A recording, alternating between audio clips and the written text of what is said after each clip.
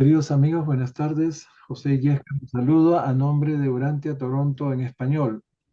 Hoy día, 6 de agosto 2025, damos inicio formal a nuestra sesión número 170 de lectura y estudio del libro de Urantia en todas sus versiones, especialmente la versión 2021, que es la que tomamos de texto. Bien. Am, en esta sesión vamos a terminar el documento 97 que trata de la evolución de los conceptos de Dios entre los hebreos, ¿no? Eh, Habíamos llegado hasta la sección número 8, me parece. Vamos a hacer un pequeño repaso de la sección 8 que la terminamos un poco apuradas y después la 9 y la 10. Bien. Como siempre, vamos a empezar con una pequeña oración que la voy a ofrecer yo. Amado Padre, te damos gracias por reunirnos y por haber recibido de ti esta maravillosa revelación de la verdad. Una revelación de época que nosotros nos hemos comprometido a conocer en profundidad, a estudiarla, a comprenderla y a transmitirla a nuestros hermanos. Te pedimos que abras nuestras mentes y nuestros corazones para poderla asimilar como debe ser. Bien, te pedimos también por la paz del mundo, para que los gobernantes, los líderes del mundo reflexionen y puedan enmendar los rumbos hacia la paz. Todo esto te lo pedimos en nombre de Jesús, cuyo Espíritu de la verdad siempre nos acompaña. Amén. Muy bien, vamos a compartir el libro. Ah, ya lo tengo en PDF y después de esta sesión se los voy a enviar. A ver, me dicen si el tamaño de letra está fácil de leer. ¿Qué tal? ¿Ya lo ven? Para mí sí, no sé, las compañeras o los compañeros. Acabo de Yo Lo veo también bien lo veo también. bien. agrandarlo un Sí, poquitín. así está perfecto para mí. Acabo de agrandarlo un poquitín. Bien. Ok. Esta es la sección 8 que trata aquí el revelador ha querido mostrar un contraste entre lo que sería la historia sagrada, la historia escrita por los sacerdotes hebreos, y la historia profana o historia, podríamos llamar secular, la historia que es objetiva, la historia de los hechos, la historia real de los eventos, de los acontecimientos que eh, sucedieron para que se originara el pueblo hebreo, el pueblo judío. Bien, entonces esta sección presenta una perspectiva crítica, desmitificadora, podríamos decir, de la ostentosa historia hebrea, diferenciando entre la historia sagrada y los hechos históricos. ¿Mm? Bien, en esta parte que ya habíamos leído, eh, nos enteramos de que en realidad no existe una historia secular de los judíos, es decir, una historia de los hechos reales, desde una perspectiva no religiosa, ¿no? La historia de Israel fue escrita por los sacerdotes hebreos en el exilio, recuerdan, en Babilonia. Ellos escribieron la historia sagrada de Israel, o sea, una historia que es la que nosotros leemos en la Biblia, en el Antiguo Testamento. Y luego de escribir esta historia ficticia, por supuesto, de esos supuestos hechos milagrosos y tratos directos entre Dios y los hebreos, los sacerdotes destruyeron completamente todos los documentos y registros existentes entonces de la historia hebrea, de la historia real, la verdadera, como les decía, ¿no? Destruyeron libros como las hazañas de los reyes de Israel y las hazañas de los reyes de Judá, ¿no? Ustedes saben, Israel era el reino del norte y Judá era el reino del sur. Y aquí el revelador nos dice que los judíos tuvieron una historia nacional que, bueno, resultó tan abigarrada y desconcertante que tuvieron que reescribirla, ¿no? Como ellos hubieran deseado que sucedieran los hechos. Por otro lado, ellos no tuvieron, nos cuenta, una filosofía de vida no teológica. Se habían quedado con esos conceptos egipcios de la justicia divina, ¿no? Que premia la rectitud y castiga severamente el pecado. Sin embargo, eh, a continuación nos habla del libro de Job, que es un libro del Antiguo Testamento, como ustedes saben, que trata sobre la naturaleza del sufrimiento y la justicia divina, ¿no? Junto con la fe en Dios, especialmente en medio de la adversidad, y presenta la historia de Job, un hombre justo que experimenta una serie de terribles desgracias, incluyendo la pérdida de sus posesiones, sus hijos y su salud, ¿no? Y a través de diálogos y discursos, Job y sus amigos debaten sobre las causas del sufrimiento, ¿no? Eh, y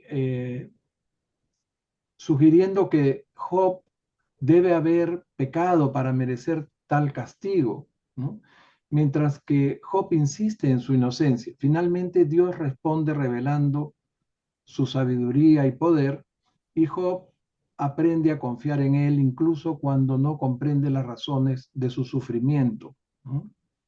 Entonces, al final en el libro de Job, Job recupera su prosperidad, ¿no? Demostrando su fidelidad y amor a Yahvé. En resumen, el libro de Job es una reflexión profunda sobre la naturaleza del sufrimiento humano, la justicia divina y la importancia de la fe y la confianza en Dios, incluso en medio de la adversidad, ¿no? Después nos hablan también del Eclesiastés, otro libro de la Biblia, como una reacción a una apreciación excesivamente optimista de la providencia, ¿no? En el Eclesiastés, también conocido como el libro del predicador, se explora el significado de la vida y la búsqueda de la sabiduría en medio de un mundo que a menudo parece vano y efímero. Entonces, el autor del Eclesiastés, que se identifica como el predicador, reflexiona sobre la futilidad de muchas actividades humanas y la inevitabilidad de la muerte, pero también reconoce la importancia de disfrutar los placeres sencillos de la vida y tomarlos como un regalo de Dios. En esencia, el Eclesiastés ofrece una perspectiva realista, un poco pesimista sobre la vida humana, pero también apunta a la importancia de la sabiduría, sobre todo el temor de Dios, el llamado santo temor de Dios, y el disfrute de los dones de la vida como un camino eh, para darle un significado más profundo, ¿no? Bien. ¿Qué más podríamos resumir de esta parte? Hasta ese momento los judíos habían estado en el exilio cautivos por extranjeros, dice, unos 500 años. Yo entiendo que deben ser los 430 que estuvieron en Egipto, más 70 que se consideran los años que estuvieron eh, cautivos en Babilonia. Bien, esto de los 70 años está en el Éxodo, capítulo 12. Bien, nos dicen que los sacerdotes pues ya estaban cansados, todo el pueblo de Israel estaba, podríamos decir, harto de no estar ocupando su propia tierra, ¿no? Y el pueblo decía, ¿hasta cuándo? Entonces, y cuando acudían a las escrituras, a esa historia narrada por los sacerdotes, digamos, ficticia, se encontraban con una serie de contradicciones. No encontraban respuesta, ¿no? Porque Amós había advertido que Dios abandonaría a Israel si no restablecía sus normas de justicia. El escriba del Deuteronomio advirtió sobre la elección entre el bien y el mal, lo cual traería bendiciones o maldiciones para todos. El primer Isaías predicó sobre un rey libertador benéfico. Después Jeremías, después el segundo Isaías habló de salvación. Ezequiel proclamó la liberación a través del servicio. Esdras y finalmente Daniel plantea el advenimiento de una crisis que derribará las estructuras y establecerá el reino del Mesías. Entonces ya comienzan a hablar de un Mesías, de un Salvador del pueblo de Israel. Bien.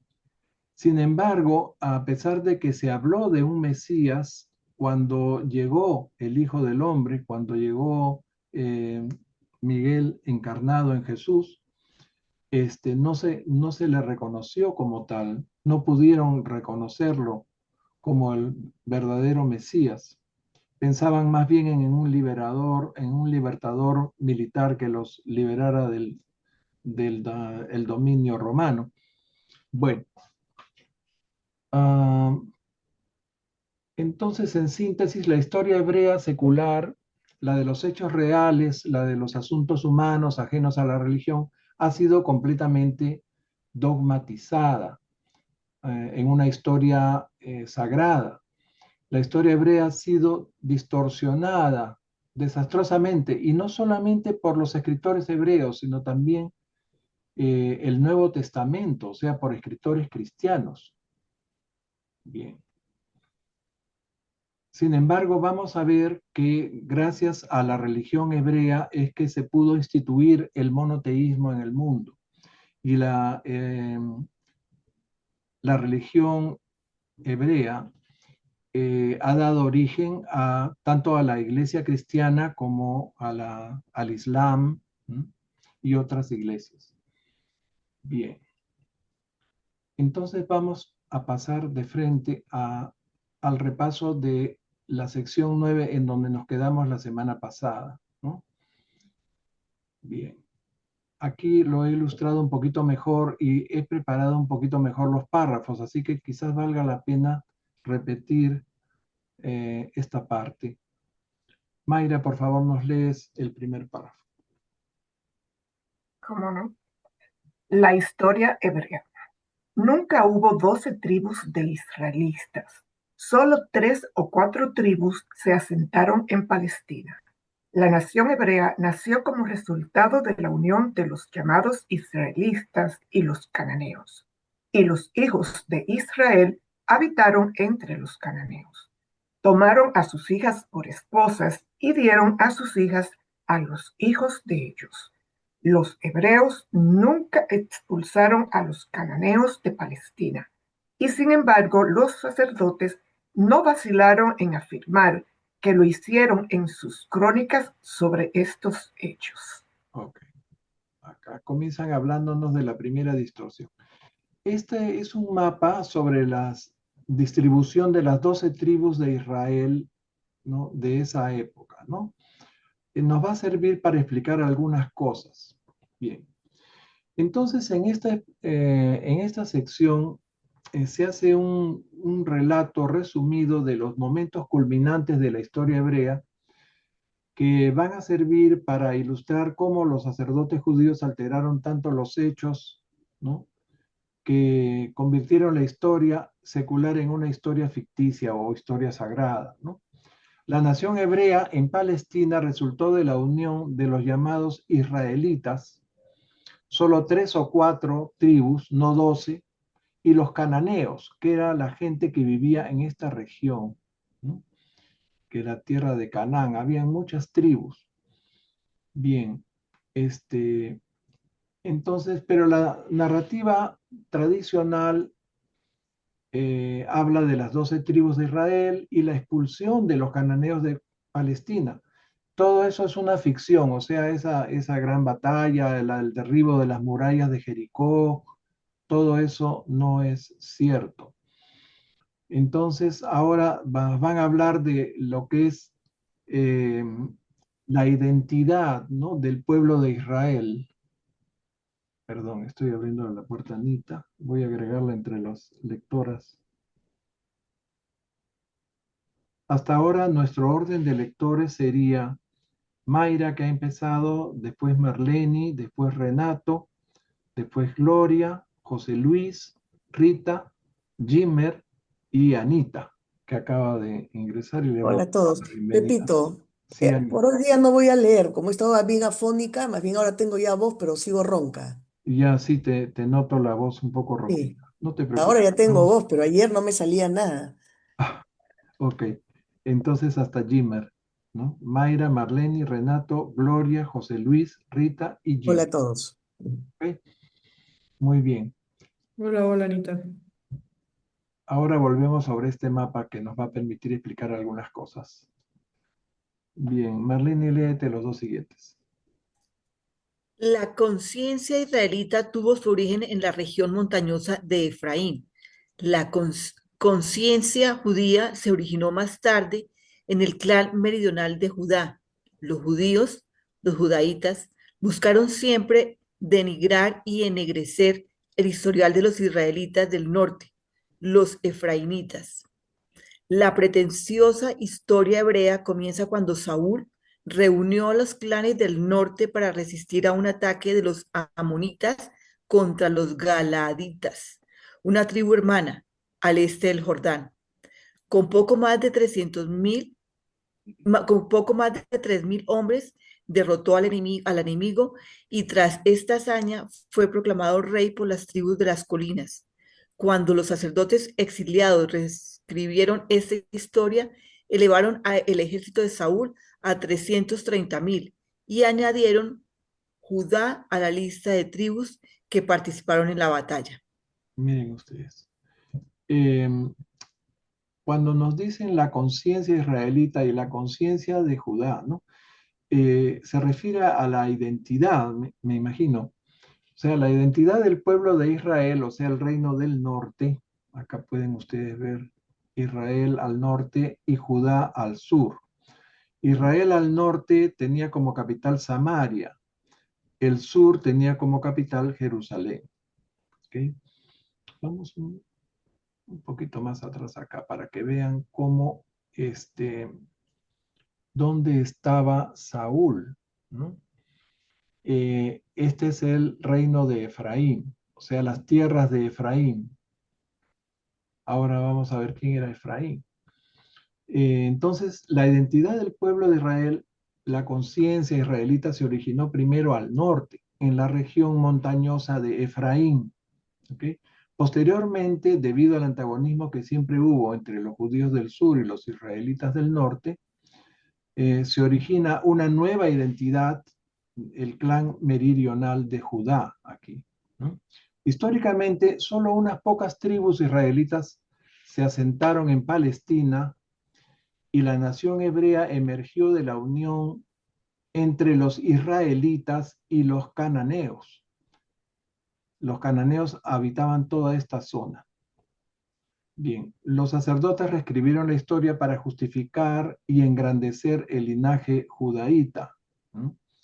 Entonces, la conciencia israelita surgió en la región montañosa de Efraín, como les decía, y mientras que la conciencia judía se desarrolló más tarde en el clan meridional de Judá.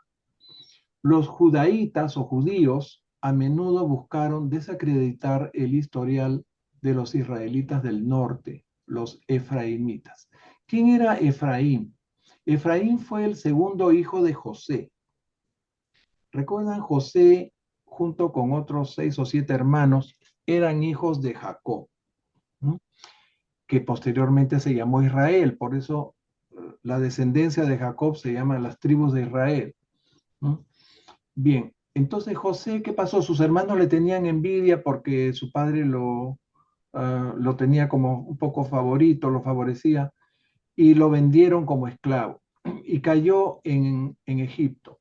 Y después viene la historia de que él leía los sueños y el faraón lo acoge en la casa real, ¿no? Se vuelve un miembro de la familia real, José.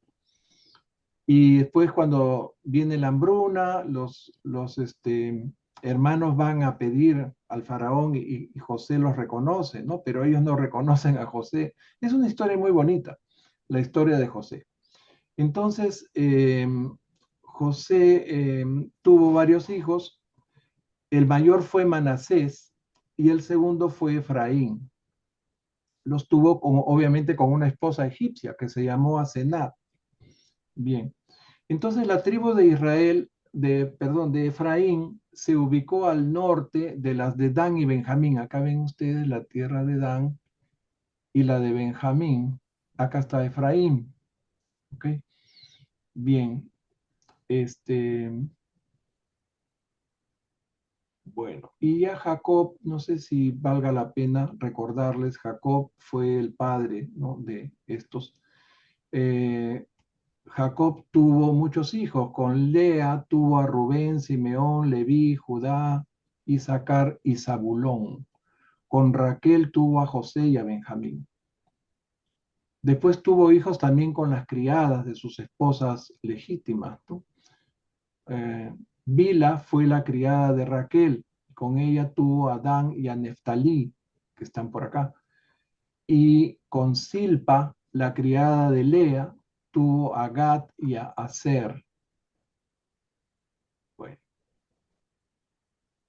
después vamos a volver sobre este mapa. Seguimos con la historia hebrea. Acá dice, la historia comienza cuando Saúl reunió a los clanes del norte. ¿Ok? ¿Por qué? Saúl, quiere defender, ¿no?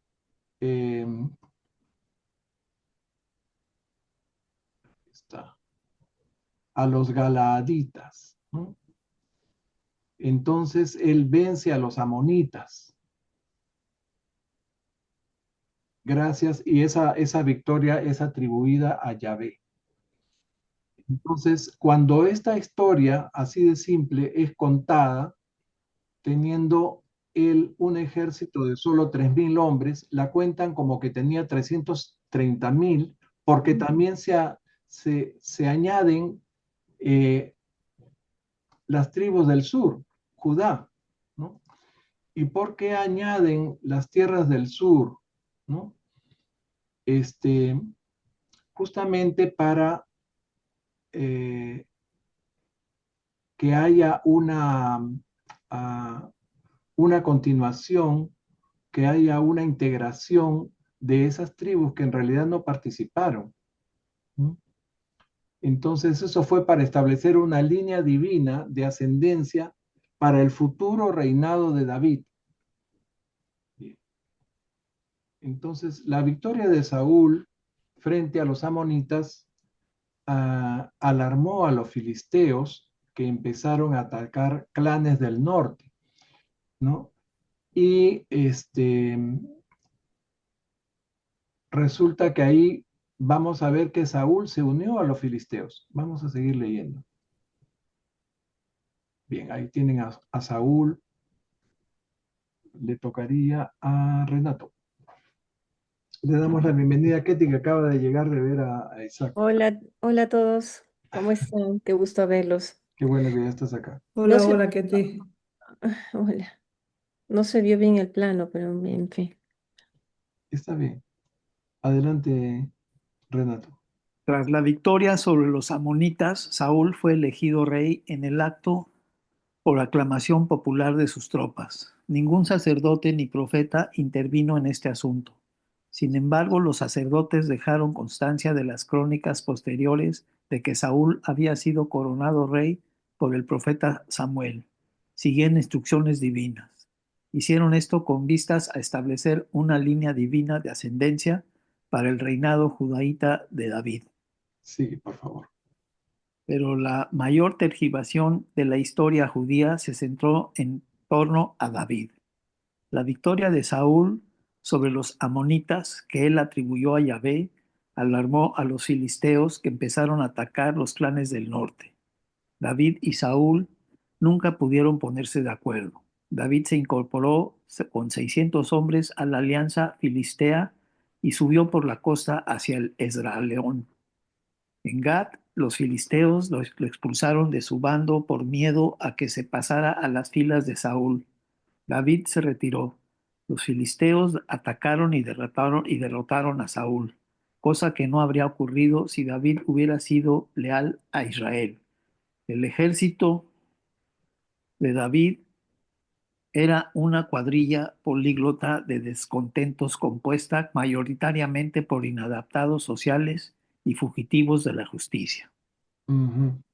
Miren ustedes, tan, tan poco leal era David a Saúl que él se unió a los filisteos. Pero los filisteos siempre dudaron de su lealtad. Si les pareció raro que él, siendo hebreo, se plegara a ellos, ¿no? Y cuando estuvieron listos para atacar a Saúl, le dijeron, tú retírate del campo de batalla, ¿no? No vaya a ser que te unas a Saúl, ¿no? Y así fue, él se retira y no ayuda a Saúl, los filisteos atacan y Saúl cae derrotado y él, bueno, fue una trágica derrota en Gilboa, que es una zona montañosa. Ahora vamos al plano, creo que está por acá. En este plano se ve mejor. Es por aquí. En esta región que se llama de Jezreel, ahí está el monte Gilboa, Gilboa o Gilboa, donde fue derrotado Saúl, matan a sus hijos, solo sobrevive uno de sus hijos, y después él se suicida, pues, ¿no? Cuando se ve vencido, para evitar más escarnio sobre él se inclina sobre su espada. Bueno, entonces, ahí comenzamos a conocer qué clase de persona era este David, ¿no? Que es el personaje central en toda la historia de Israel. Bien, seguimos ahora sobre David, donde dice que se hicieron las mayores distorsiones de los hechos reales, ¿no? Continúa Gloria. Sí, claro. Tras la victoria sobre los amonitas, Saúl fue elegido rey en el acto por aclamación popular de sus tropas. Ningún sacerdote ni profeta intervino en este asunto. Sin embargo, los sacerdotes dejaron constancia en las crónicas posteriores de que Saúl había sido coronado rey por el profeta Samuel, siguiendo instrucciones divinas. Hicieron esto con vistas a establecer una línea divina de ascendencia para el reinado judaíta de David. Pero la mayor tergiversación de la historia judía se centró en torno a David. La victoria de Saúl sobre los amonitas, entre paréntesis, que él atribuyó a Yahvé, cierro, alarmó a los filisteos, que empezaron a atacar a los clanes del norte. David y Saúl nunca pudieron ponerse de acuerdo.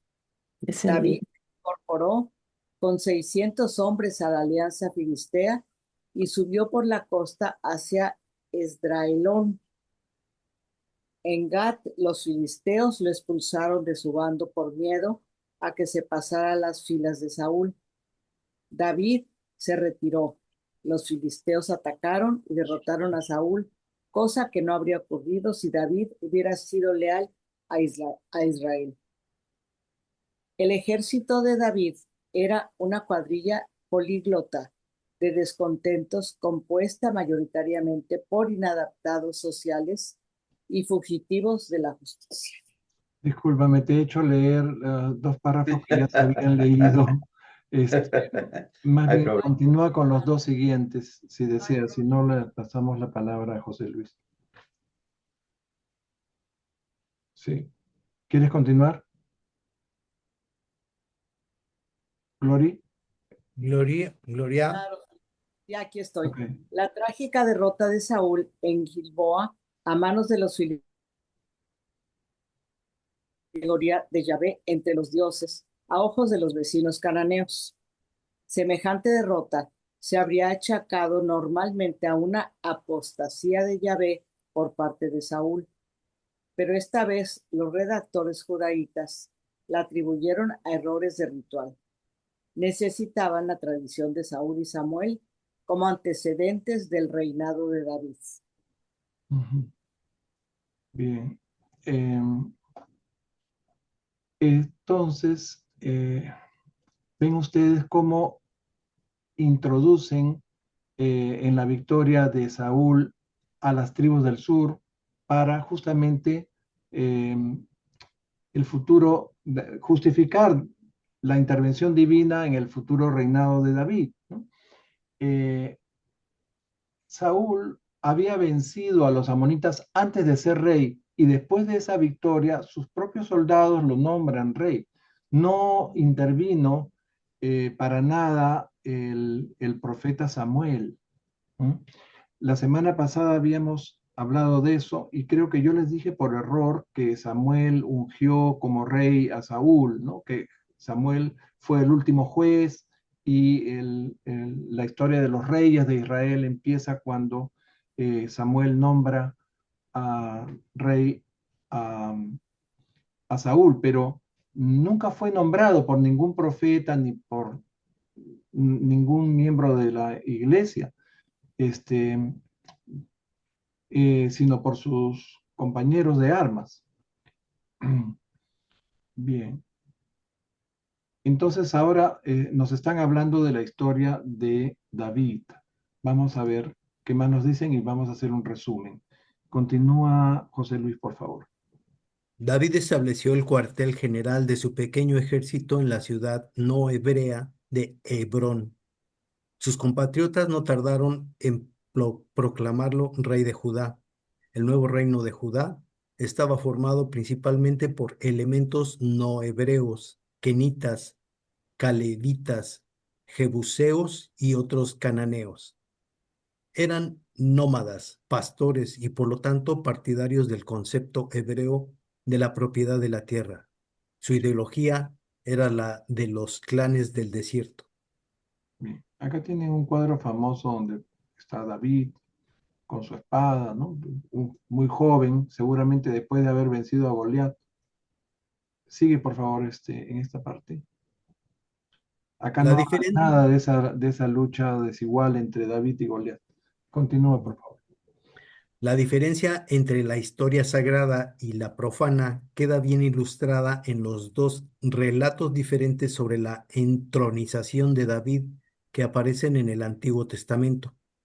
Los sacerdotes se olvidaron de borrar una parte del relato secular que describe cómo fue elegido rey por sus seguidores inmediatos, su ejército, y elaboraron seguidamente la larga versión convencional de la historia sagrada.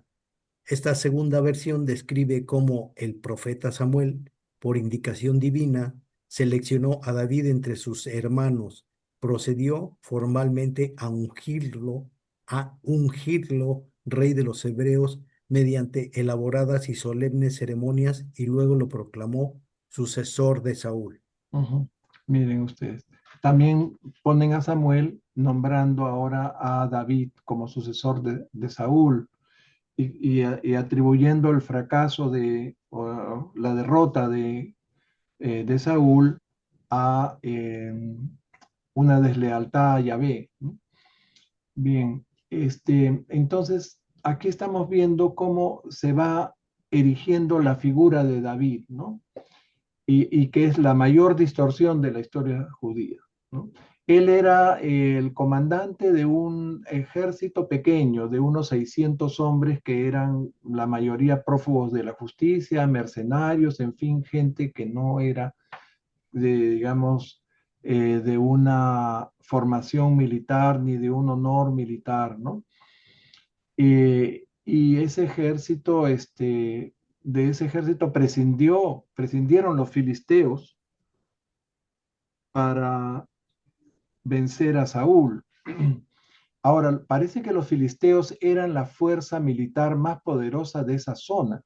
Voy a regresar un poquito al plano para que vean quiénes eran los filisteos. Acá está la tierra de los filisteos. Y acá está Gaza.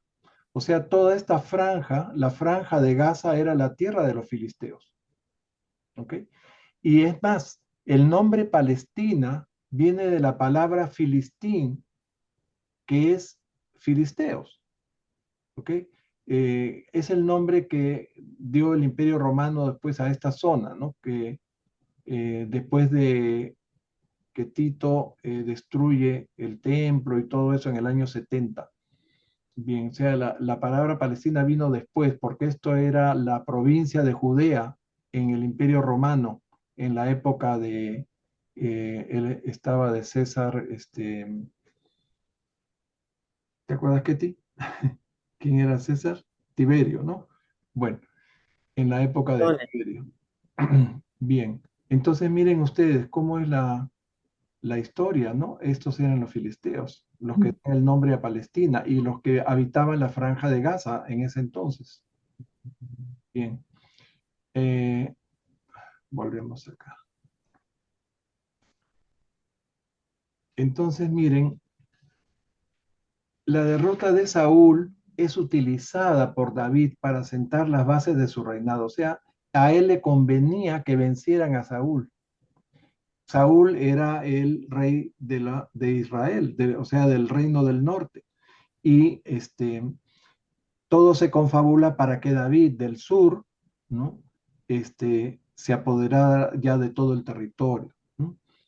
Entonces, primero funda su cuartel general en una zona que se llama Hebrón, que también está acá en el mapa, que está un poco más al sur de Jerusalén. Acá no se ve bien esa parte. Acá está Hebrón. Y después pasa a Jebús. Jebús se llamaba Jerusalén en esa época. Bien. Ahora, en ese reino de Judá, lo que menos habían eran hebreos, ¿no? Estaba formado principalmente por tribus kenitas, calebitas, jebuseos y otros cananeos, ¿ok? Ninguna de esas tribus era hebrea. Y como cananeos, ¿no? Eran los que habían siempre habitado eso, nunca fueron expulsados de ahí. Bueno, la poca gente hebrea que habían sido los que habían venido con Moisés atravesando el desierto, los que se habían juntado con Moisés, o sea, pastores nómadas, árabes nómadas, que creían en Yahvé y en el principio de la propiedad de la tierra, que la tierra no se podía vender porque pertenecía a Yahvé. ¿Recuerdan eso? Mientras que los del norte sí comerciaban las tierras. O sea, los israelitas comerciaban las tierras, pero los judaítas no, porque la mayoría era esta gente que venía del desierto y cuyo Dios era Yahvé. ¿Ok? Entonces, ahora nos van a hablar de los dos relatos que se les pasó a los escritores hebreos, se les pasó quitar. Hay una serie de errores que permiten descubrir que hubo una tergiversación de los hechos. Esto ya lo vimos. Entonces David,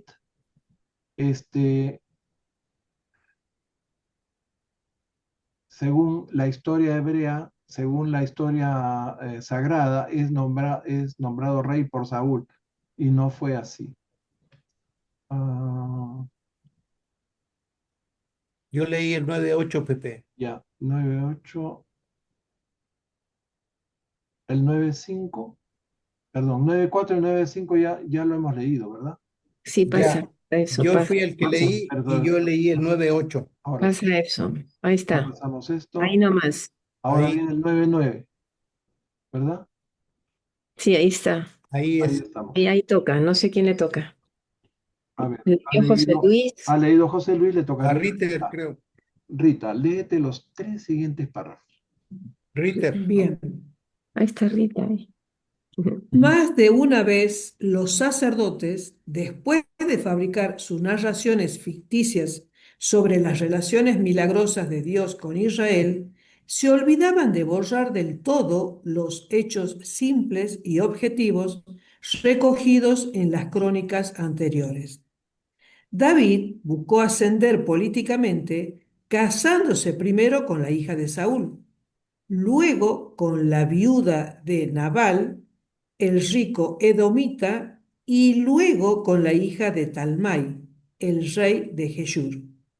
Tomó 6 esposas entre las mujeres de Jebús, sin contar a Betsabé, la esposa del hitita.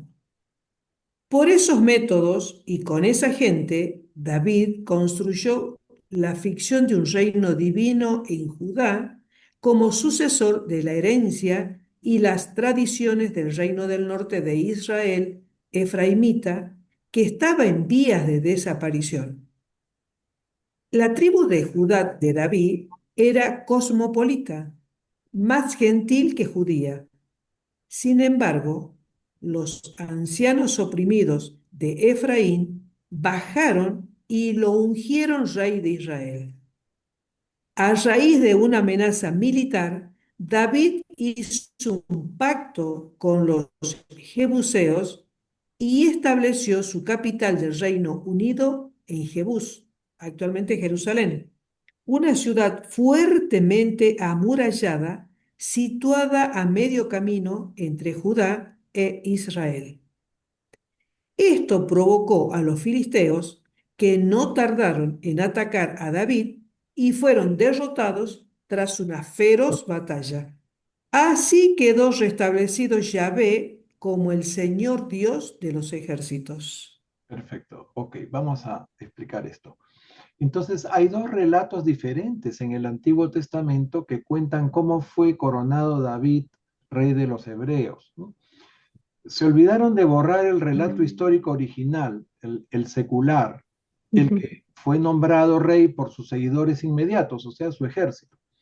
Elaboraron un relato ficticio de la historia sagrada en donde Samuel corona a David por indicación divina de Yahvé. ¿Okay? Pero más de una vez los sacerdotes se olvidaron de borrar los hechos simples y objetivos de la historia secular luego de elaborar su narrativa ficticia, ¿no? Ahora, en el siguiente párrafo presentan a David como un verdadero arribista, ¿no? Un tipo que buscaba escalar posiciones, ¿no?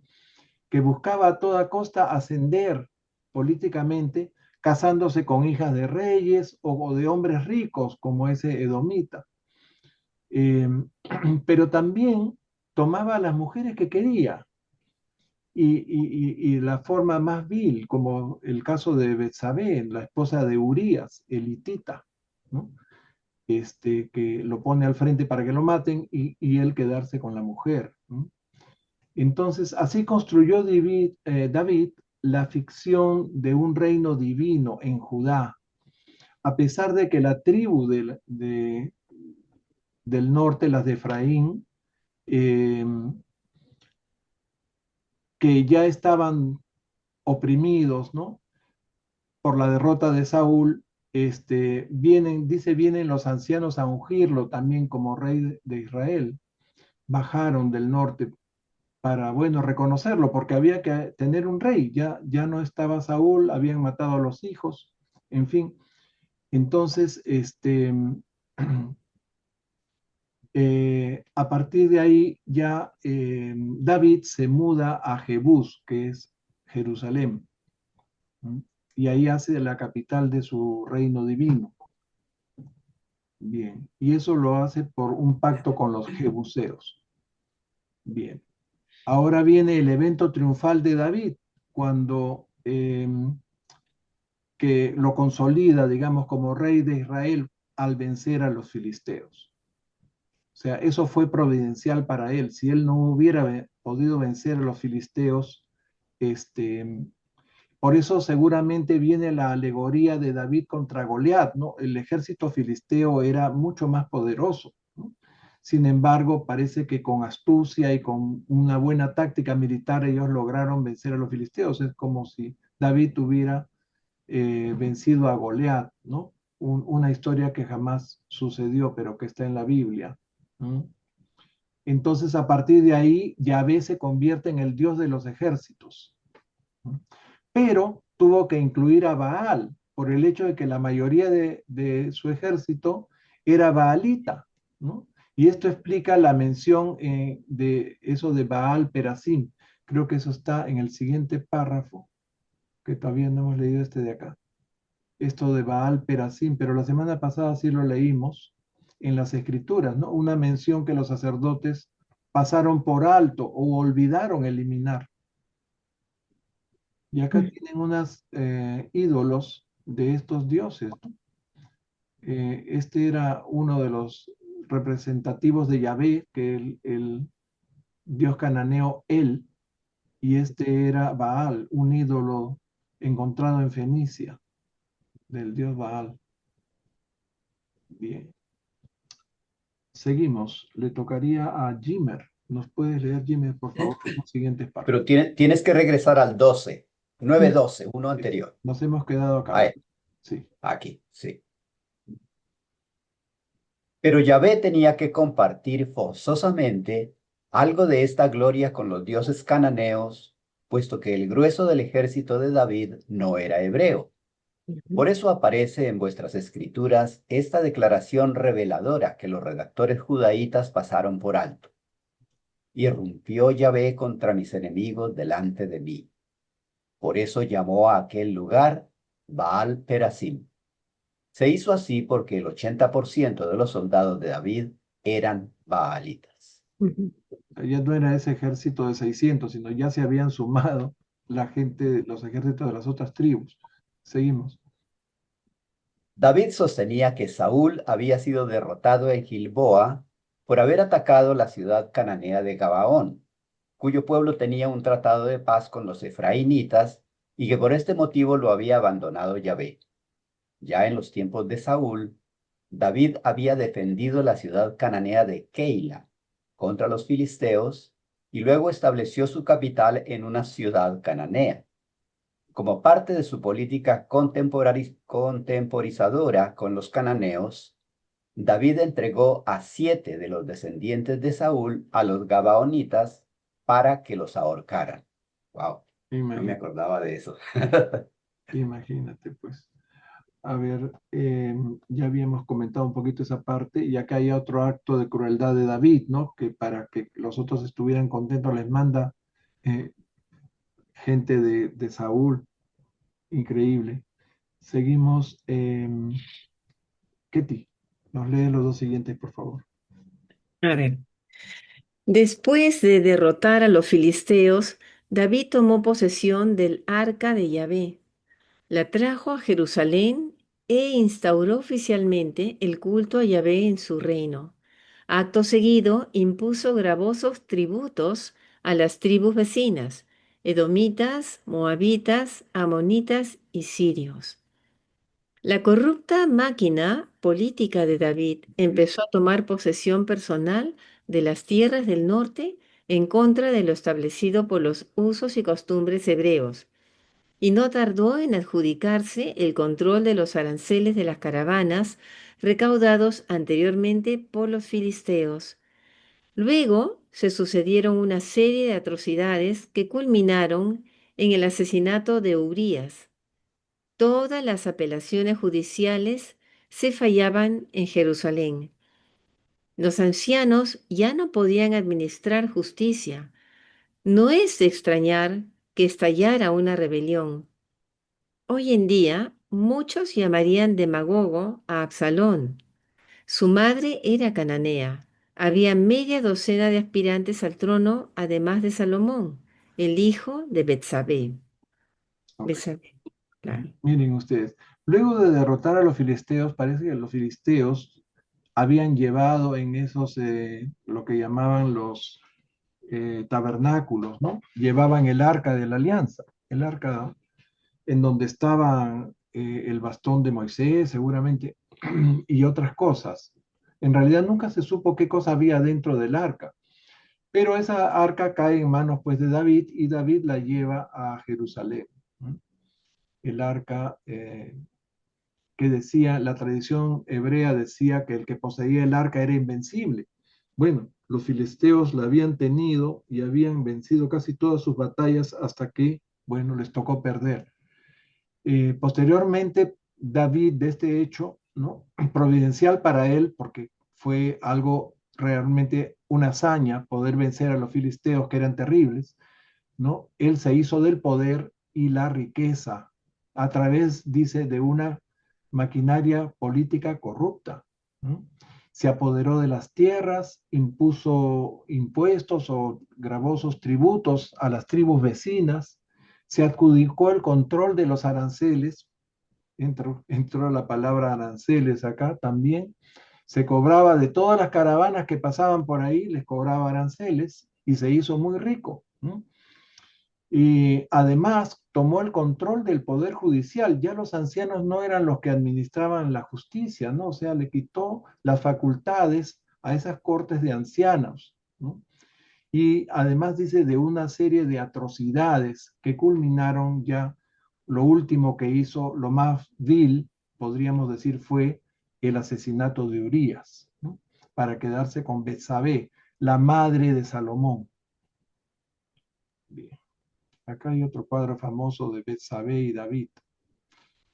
Bien, seguimos. Ahora el orden va a ser Mayrita arranca, después Marlene, Renato, Gloria, José Luis, Rita, Jimmer y Ketty. ¿Ok? Rita no lee. Adelante.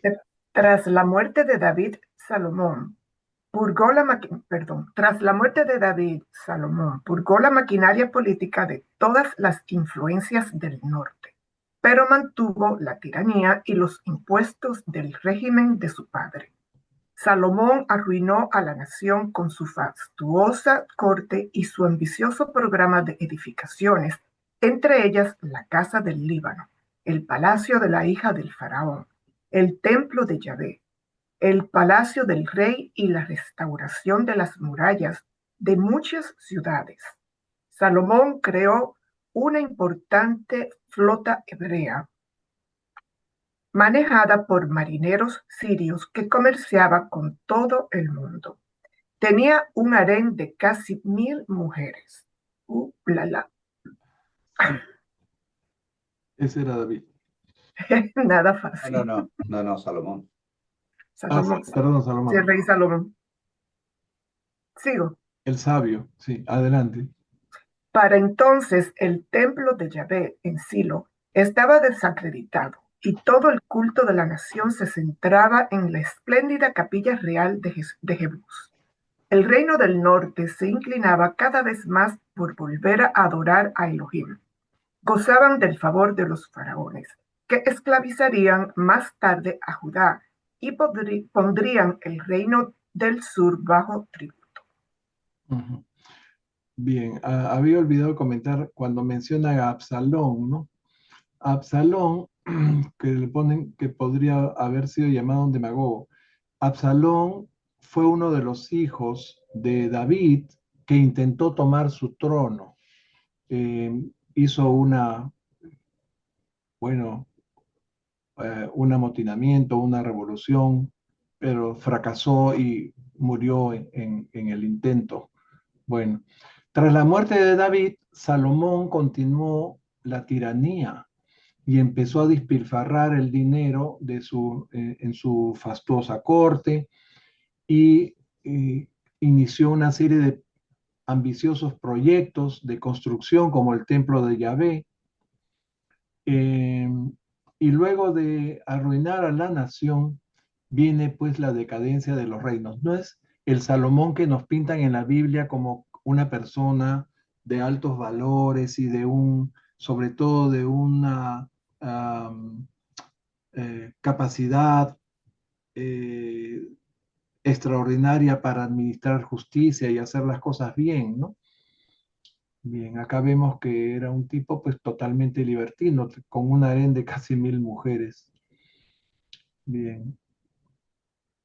Acá está otro cuadro famoso de Conrad Witz, La reina de Saba y Salomón. Seguimos. Le toca... Hubo altibajos, guerras entre Israel y Judá. Tras 4 años de guerra civil y 3 dinastías, Israel cayó bajo el dominio de los déspotas de la ciudad que empezaron a comerciar con la tierra. Incluso el rey Omri intentó comprar la hacienda de Semer. Cuando Salmanasar III decidió controlar la costa mediterránea, el final era inminente. El rey Acab de Efraín reunió a otros 10 grupos y resistió en Carcar. La batalla quedó en tablas. Se detuvo al asirio, pero los aliados quedaron diezmados. Esta gran contienda ni siquiera se menciona en el Antiguo Testamento. Sigue.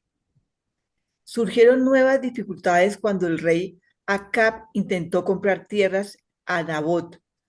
Su esposa Fenicia falsificó el nombre de Acab en los documentos que ordenaban la confiscación de las tierras de Nabot, acusado de blasfemar contra los nombres de Elohim y de rey. Él y sus hijos fueron ejecutados en el acto. Entonces entró Elías en escena para denunciar enérgicamente a Acab por el asesinato de los Nabot. Así fue como Elías, uno de los profetas más grandes, se erigió en defensor de los viejos usos y costumbres sobre la tierra frente a la práctica baalita de comerciar con las tierras y frente a los intentos de las ciudades por dominar el campo. Pero la reforma no tuvo éxito hasta que el terrateniente Jehú se alió con el cacique gitano Hanadab para destruir a los profetas, agentes inmobiliarios de Baal en Samaria. Ok. Bueno, acá tenemos toda una serie de nombres, ¿no?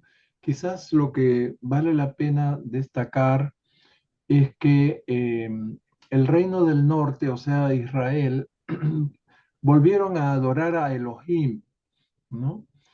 Y ellos tenían apoyo egipcio, quienes, bueno, recuerdan ustedes, Elohim era uno de los conceptos de Dios que vimos en el documento anterior, que era el Dios único y a su vez el Dios trino, ¿no? El Elohim es el plural de Eloá, ¿m? Y era un dios de los sumerios y calderos, provenientes de las tradiciones, antiquísimas tradiciones de Adán y Eva, ¿no? Bien, así como también de Melquisedec, que habló de Trinidad, pero posteriormente fue llevada a Egipto y fue adorada como Elohim. Bien, los hebreos la incorporaron en su teología por los babilonios. Bien, hay a veces confusión cuando hablamos del pueblo de Israel y el pueblo hebreo. Bien, los hebreos eran los que caminaron por el desierto, porque la palabra hebrea significa los que cruzaron. O sea, en la Biblia dejan sobreentendido de que cruzaron el mar de Galilea o cruzaron el Jordán, ¿no? Pero en realidad lo que cruzaron fue el Mar Rojo, cuando viajaban por el desierto desde Egipto hacia Canaán, ¿no? La tierra de Canaán. Bien. A ver, ¿qué más vamos a pasar? Entonces lo importante acá es quién era Elohim, ¿no? Bien. Seguimos. Octavio tiene la mano levantada. Adelante, Octavio. Hermanitos, buenas tardes. ¿Me escuchan? ¿Qué tal? ¿Qué tal? No sabía que ya habías entrado. Sigue. ¿Sí me escucha, hermanito? Sí, te escuchamos perfecta, alto y claro. Ah, qué bueno. Es que, ¿sabe qué? Ahorita que me dijo usted o que mencionó lo del arca, me quedé pensando. Es que el arca realmente fue un objeto muy importante para los hermanos judíos o hebreos, porque representaba a Dios. Entonces, si me permite, quisiera leerle unos párrafos que tengo. Sí. Porque nos puede dar una idea. De hecho, los templos se construyeron para darle un lugar sagrado, porque supuestamente en el arca era donde descendía Dios y se presentaba. Por eso estaba dentro del tabernáculo principal, el más oculto del templo. Era ahí donde se colocó el arca y era donde, por eso entraba solo un sacerdote y era cuando bajaba la presencia de Dios por alguna situación que se requiriera. Dice, mire, el arca hacía las veces de archivo sagrado para conservar ciertos artículos que servían de recordatorio o testimonio. Las 2 tablas del testimonio o los 10 mandamientos eran su principal contenido. También se guardó en ella una jarra de oro que contenía el maná, y también se guardó la vara de Aarón que echó botones. Pero más tarde, en algún momento anterior a la construcción del templo de Salomón, se sacaron de ella. Poco antes de morir, Moisés dio una copia del libro de la ley. Ahí ya habían puesto los primeros libros del Antiguo Testamento. Poco antes de morir, Moisés dio una copia del libro de la ley a los sacerdotes levitas, que eran los que custodiaban el arca. Se hacía un templo con telas.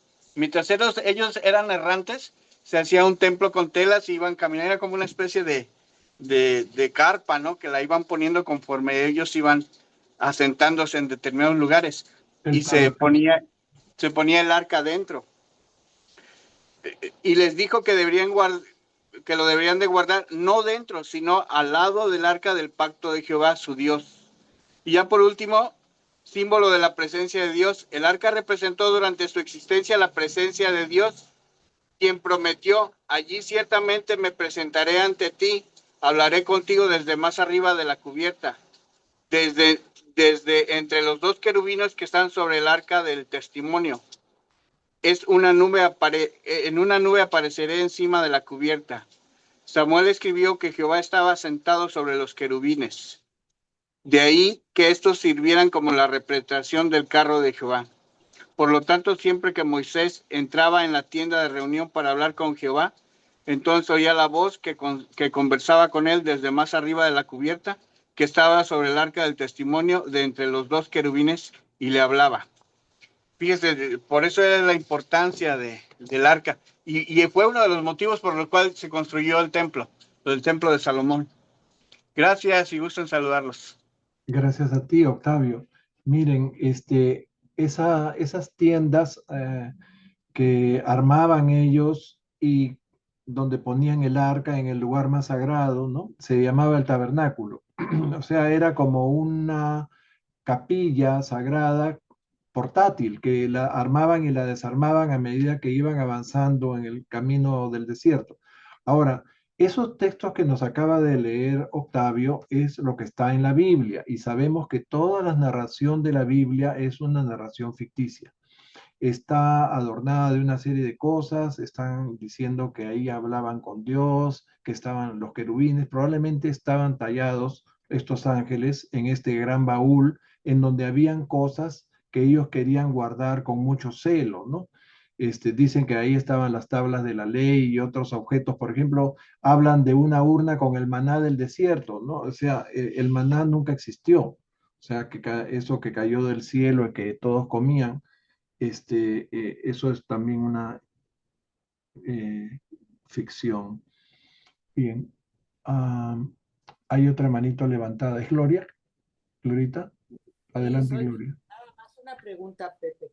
En ese momento de la historia fue cuando Elías estuvo presente en esos acontecimientos. A ver, hay una parte acá donde mencionan a Elías. Y dice, así fue como Elías. Sí, uno de los profetas más grandes. Sí. Un defensor. Bien, Elías defendía la costumbre de no comerciar con la tierra, ¿no? Pero hizo su mejor intento y no logró que se cambiara eso, ¿no? Prevaleció la práctica baalita de comerciar con las tierras. Bien, esa es la diferencia. O sea, todos los hebreos, o sea, los que venían, los que cruzaron el desierto, practicaban esa política de no comerciar con la tierra, porque la tierra pertenecía a Yahvé, que era el Dios de ellos, ¿no? Bien. Gracias, Pepe. Creo que esto ya lo leímos. Joroán, bueno. Ok. Ahora viene ya el caos, después de lo de Salomón. Seguimos, le tocaría a Renato, ¿no? Pero creo que nos falta el de arriba. Perdón. como estamos conversando, sí, hubo un resurgir, ¿no?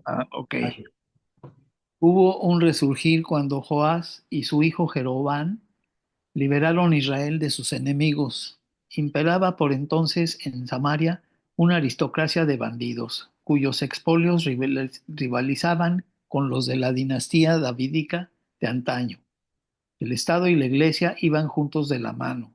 Ante sus intentos de abolir la libertad de expresión, Elías, Amós y Oseas empezaron a escribir en secreto y este fue el comienzo real de las Biblias judía y cristiana.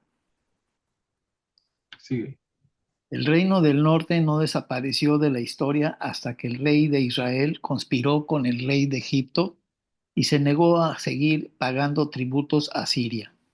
Empezó entonces un asedio de tres años seguidos por la dispersión total del reino del norte. Así desapareció Efraín, Israel, Judá, los judíos, los restos de Israel.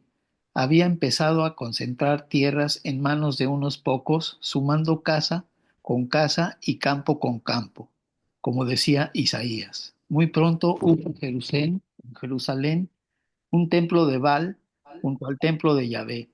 Este reinado del terror terminó con una revuelta monoteísta liderada por el rey niño Joás, que hizo campaña en favor de Yahvé durante 35 años. O sea que el reino del norte tenía que pagar tributos a Asiria. Y cuando se rebelaron contra Siria, entonces entró a Siria y los dispersó a todos, ¿no? Y así desapareció el reino del norte, ¿no?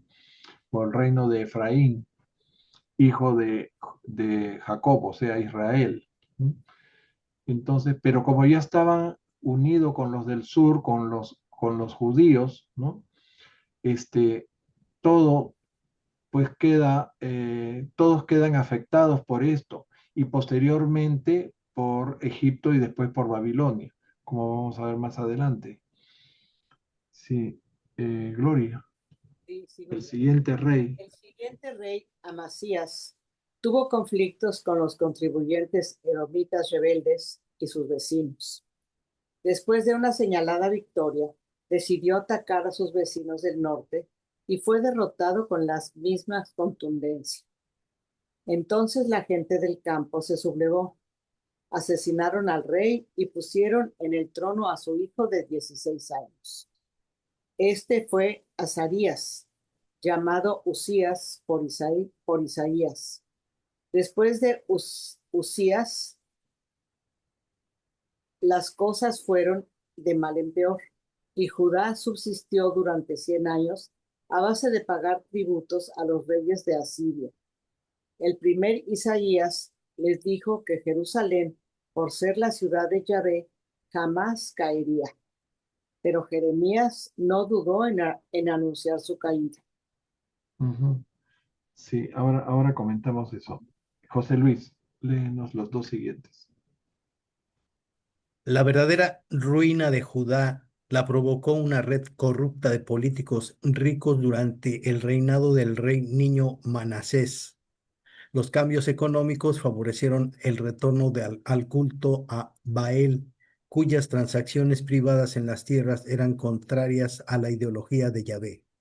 La caída de Asiria y el ascendiente de Egipto contribuyeron a la liberación temporal de Judá, y la gente del campo se hizo con el poder.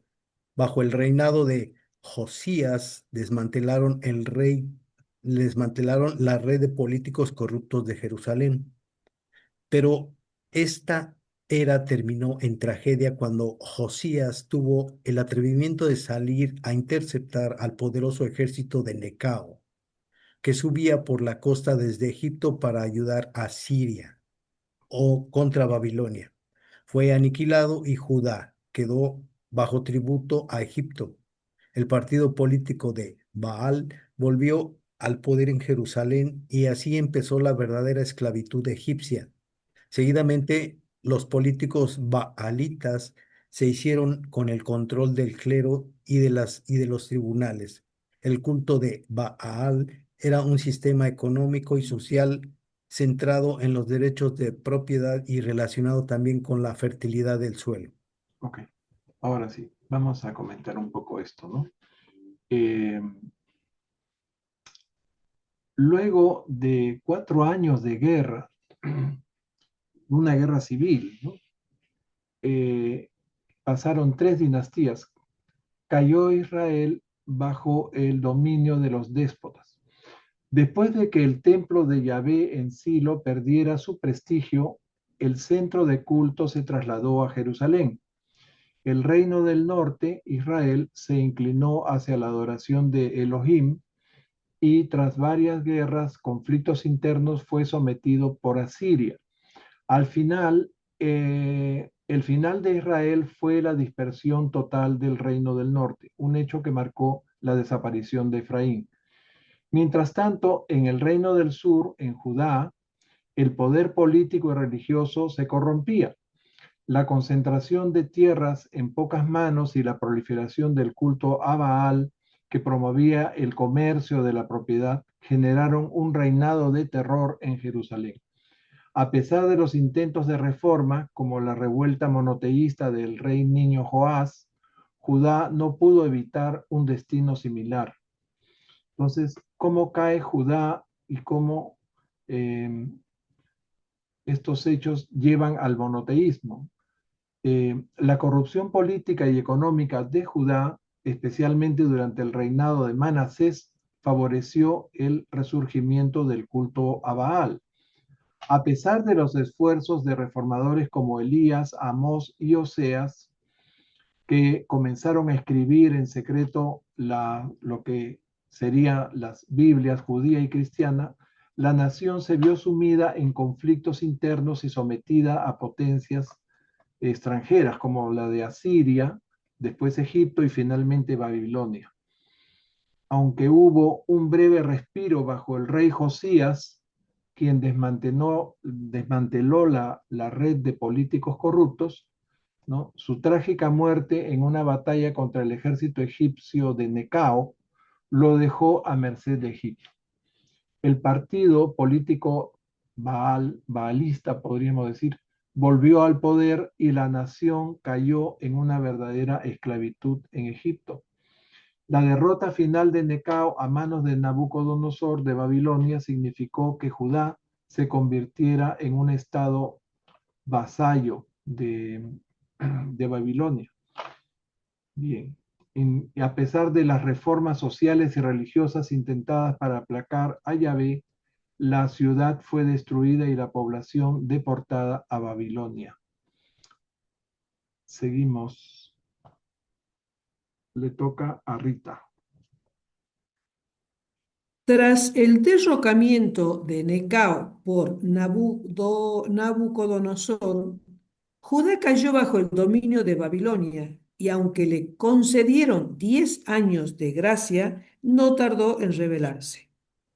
Ante el ataque inminente de Nabucodonosor, los judaítas pusieron en marcha reformas sociales, como la liberación de esclavos, para influir en Yahvé.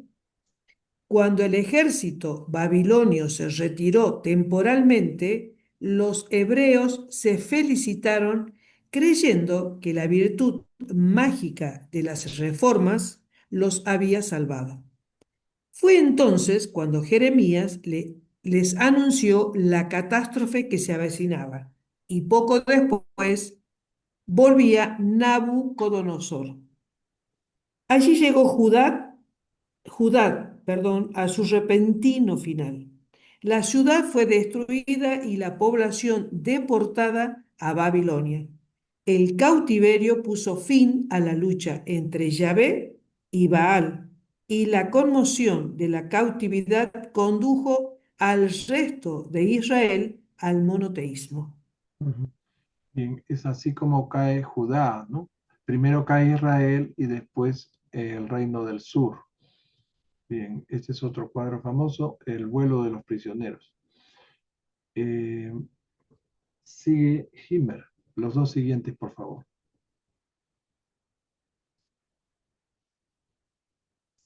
Himmler, ¿estás ahí? Discúlpenme, había cerrado el micrófono. Ok. En Babilonia, los judíos llegaron a la conclusión de que no podían subsistir en Palestina como un pequeño colectivo de costumbres sociales y económicas propias y peculiares, y comprendieron que para hacer prevalecer su ideología tenían que convertir a los gentiles. Surgió así su nuevo concepto del destino, la idea de que los judíos debían convertirse en los servidores elegidos de Yahvé. La religión judía del Antiguo Testamento evolucionó realmente en Babilonia durante el cautiverio. Sigue el siguiente, por favor. La doctrina de la inmortalidad también se formó en Babilonia. Los judíos habían considerado hasta entonces que la idea de una vida futura restaba fuerza a su evangelio de justicia social. En Babilonia, la teología desplazó por primera vez a la economía y la sociología. La religión empezaba a tomar forma como sistema de pensamiento y comportamiento humano cada vez más independiente de la política, la sociología y la economía. Ok, gracias. Miren ustedes, el cautiverio de Babilonia fue el punto de inflexión, ¿no? Puso fin a esa lucha entre Yahvé y Baal. Y la cautividad empujó al remanente de Israel hacia el monoteísmo, o sea, decidieron ya definir esa posición teológica de un solo Dios. Entonces, en Babilonia, los judíos comprendieron que su ideología no podía sobrevivir si no la difundían, por lo que adoptaron un nuevo concepto de destino, convertirse en los servidores elegidos de Yahvé para convertir a los gentiles, ¿no? Y fue en este contexto donde se formaron las bases de la religión judía del Antiguo Testamento. La teología desplazó a la economía y a la sociología en importancia, y la doctrina de la inmortalidad, que antes se consideraba secundaria, ganó preeminencia. Bien. Y finalmente, creo que este es el último párrafo, sí. Dice, y así la verdad sobre el pueblo judío demuestra que mucho de lo que se ha dado en llamar historia sagrada resulta ser poco más que la crónica de una historia profana, común y corriente. El judaísmo fue el terreno donde brotó el cristianismo, pero los judíos no fueron ningún pueblo milagroso, ¿no? O sea, el texto concluye que esta historia demuestra que la historia sagrada es en realidad una crónica de eventos profanos comunes. Ahora, el judaísmo fue el punto de partida, como les decía, del cristianismo, ¿no? Y de otras religiones monoteístas, pero sus orígenes no fueron para nada milagrosos. Bien, entramos a la última sección de este documento. Le tocaría a Ketty. Octavio, quiere agregar algo. Adelante, Octavio. Sí, te escuchamos, Octavio. Nada más para agregar, aunque pareciera ser ¿cómo explicarle? Curioso, ¿no? De alguna manera fue una historia pagana, ¿no? Con sus invenciones, pero a mí me llama mucho la atención cómo dentro de todo lo malo que se pueda decir, entre comillas, e inventado, tienen demasiadas pinceladas de verdad su historia. Y también, qué curioso que fuera como fuera, ahí es donde eligieron para que naciera Jesús. Entonces, se me hace interesante esa reflexión, ¿no? Cómo es que un pueblo tan inventivo, ¿no? Por llamarle de alguna forma, ¿no? Y que escribió su historia a su conveniencia para darle esa unión, yo creo que más que nada fue para unificarlos, ¿no? Y hacerlos fuertes, que hasta la fecha dan de qué hablar, y aún así es donde eligió Jesús nacer. Entonces eso a mí me llama mucho la atención y se me hace interesante destacarlos. Gracias. Te agradezco que hayas puntualizado en eso, Octavio, porque miren, este documento que se titula La evolución del concepto de Dios entre los hebreos es la forma como, después de esta turbulencia política que hubo en la formación del pueblo judío, ¿no?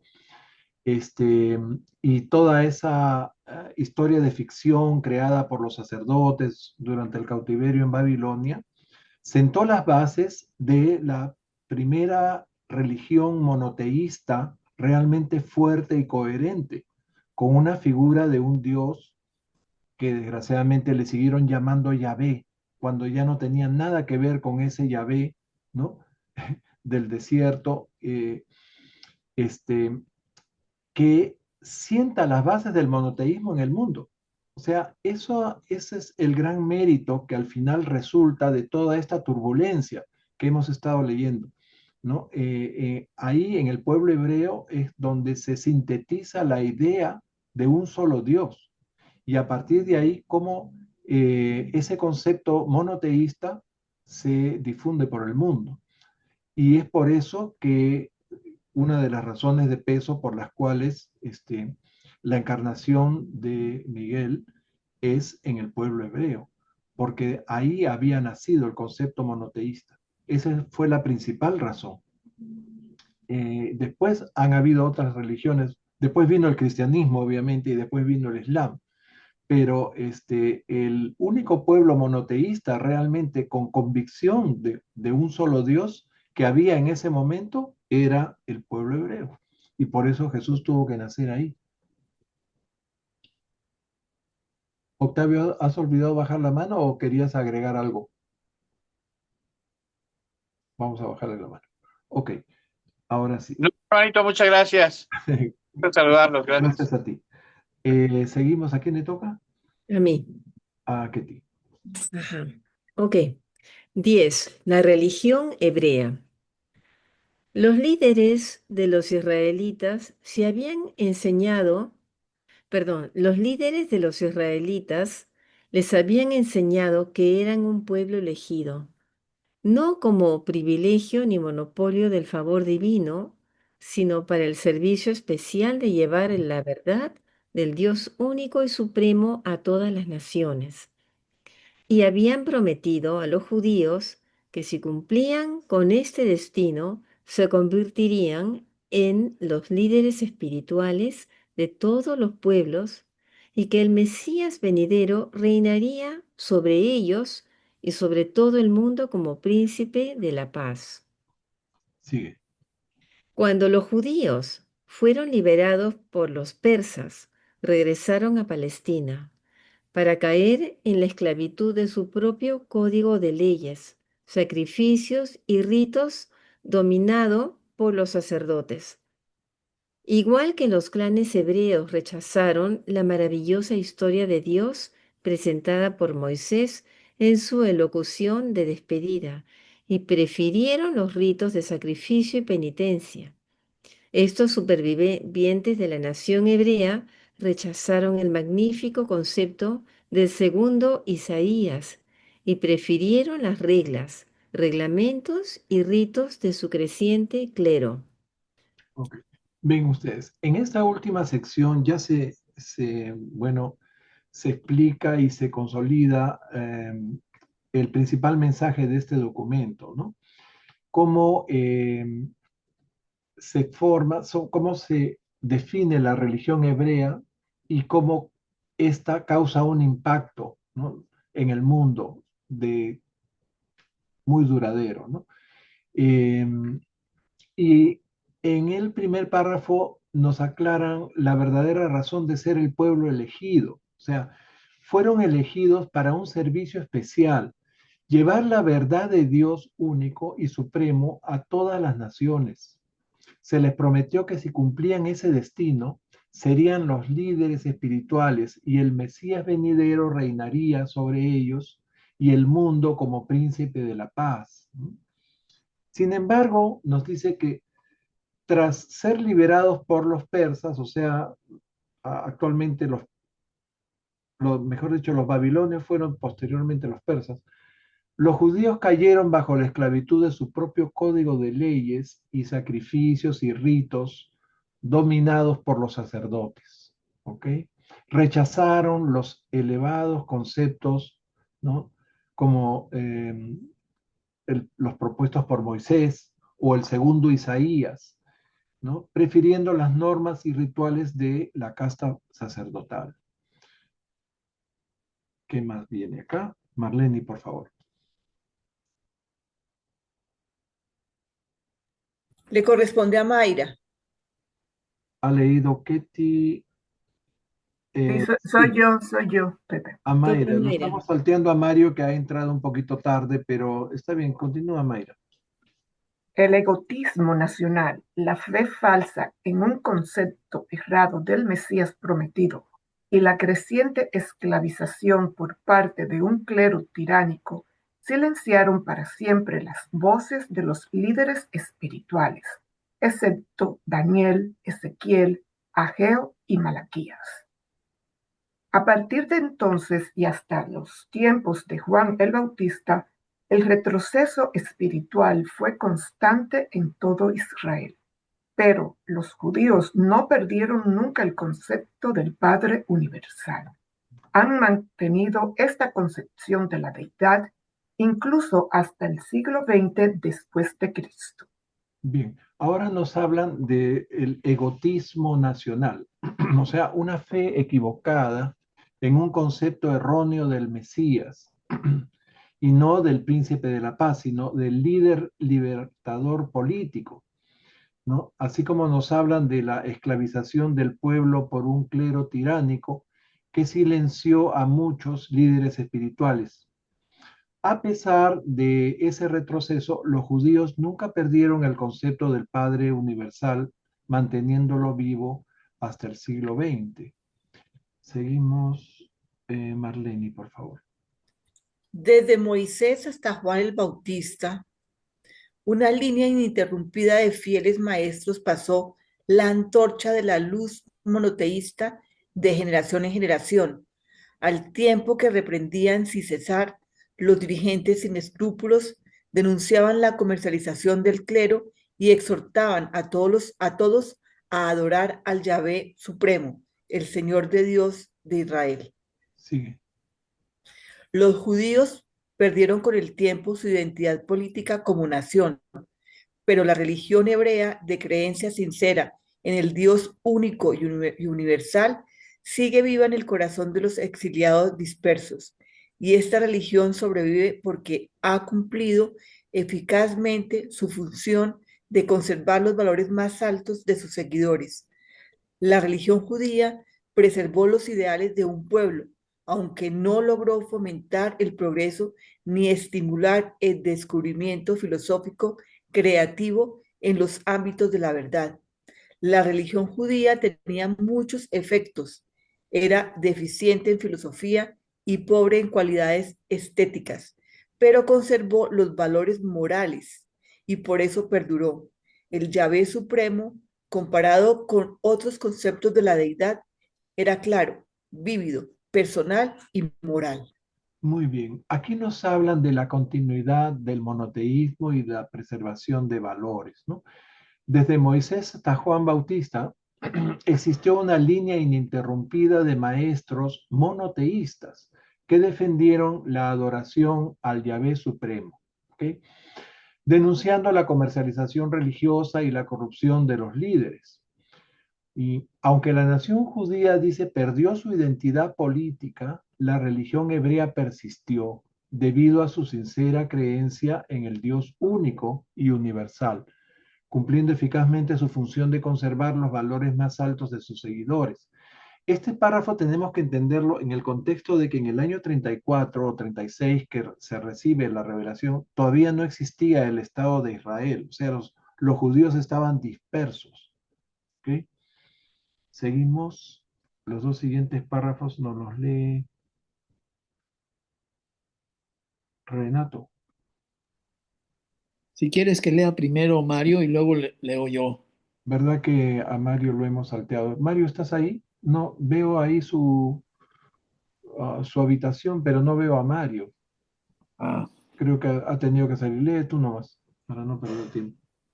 Los judíos amaban la justicia, la sabiduría, la verdad y la rectitud como pocos pueblos, pero fueron los que menos contribuyeron a la comprensión intelectual y espiritual de estas cualidades divinas. Aunque la teología hebrea se negó a crecer, desempeñó un papel importante en el desarrollo de otras dos religiones mundiales, el cristianismo y el maometismo. Sí. La religión Sigue. judía perduró Perduró. también gracias a sus instituciones. Es difícil que una religión sobreviva como práctica privada de individuos aislados. Los líderes religiosos han cometido siempre el mismo error. Al ver los males de la religión institucionalizada, intentan destruir las técnicas de funcionamiento grupal. En lugar de destruir el ritual, harían mejor en reformarlo. Ezequiel fue más sabio que sus contemporáneos en este sentido, pues predicaba la responsabilidad moral, personal igual que ellos, pero insistía al mismo tiempo en la observancia fiel de un ritual purificado y superior. Y léete el último ya. Y así, los sucesivos maestros de Israel realizaron la mayor hazaña de la historia de la evolución de la religión en Urantia. La transformación gradual pero continua del concepto bárbaro de Yahvé como demonio salvaje, el Dios espíritu celoso y cruel del fulminante volcán del Sinaí. En el posterior concepto sublime y supremo y superno del Yahvé supremo, creador de todas las cosas y Padre amoroso y misericordioso de toda la humanidad.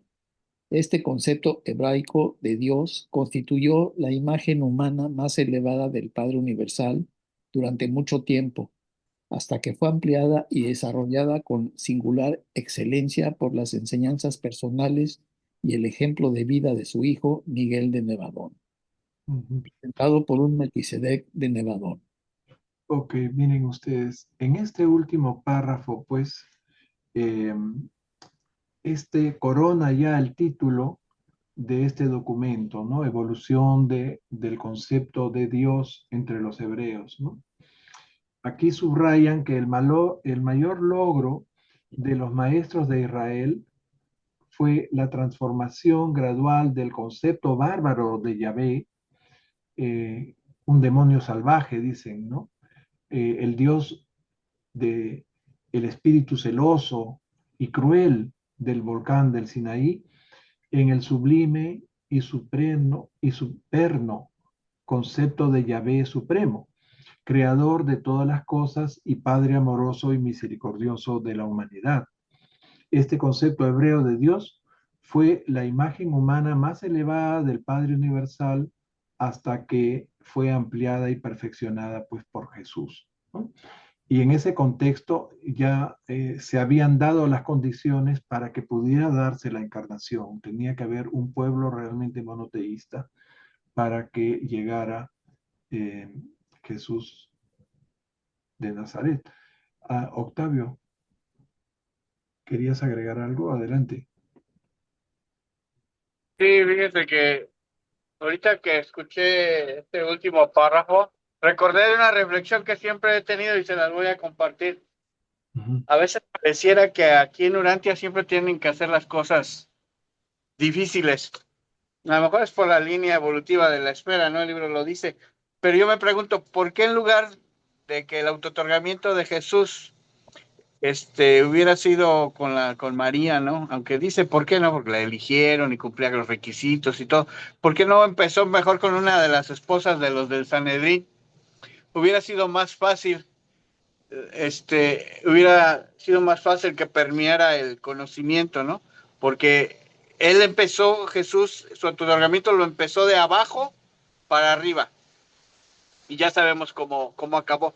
Pero yo a veces me pregunto, ¿por qué no empezó mejor con alguien de los del Sanedrín, alguna de las mujeres de estos hombres que iba a dar a luz, y él se hubiera autootorgado ahí? A lo mejor hubiera sido más fácil la enseñanza y hubiera podido permear más. A lo mejor no hubiera podido crecer tanto porque pues, Urantia de alguna manera se tiene que evolucionar y pasar el tiempo, ¿no? Como hasta ahorita, pero hubiera sido una historia diferente. No sé si me di a entender. Gracias. Ya lo creo que sí hubiera sido diferente, ¿no? Cuando lleguemos al documento en donde nos cuentan cómo se escogió la pareja de María y José, ¿no? Vamos a ver que habían otras dos parejas. En total tenían tres candidatos para ser los padres terrenales, ¿no? De Miguel encarnado. Pero se escogió a María seguramente por ciertas cualidades especiales que solo ella tenía. Bueno, y hasta aquí llegó nuestra sesión. Ya vamos a dejar la siguiente para empezar el documento de 79.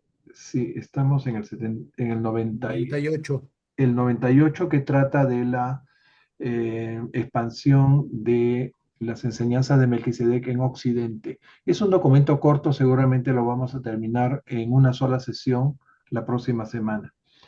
Bien, queridos amigos, muchas gracias a ustedes por su participación directa en esta sesión y a todos los que nos ven por el canal de YouTube. Muchas bendiciones y un bendecido fin de semana. Muchas gracias nuevamente. Los queremos mucho. Muchas bendiciones para todos. Cuídense. Buenas tardes, buena Dios les semana para bendiga a todos. todos. Chao a Gracias. todos.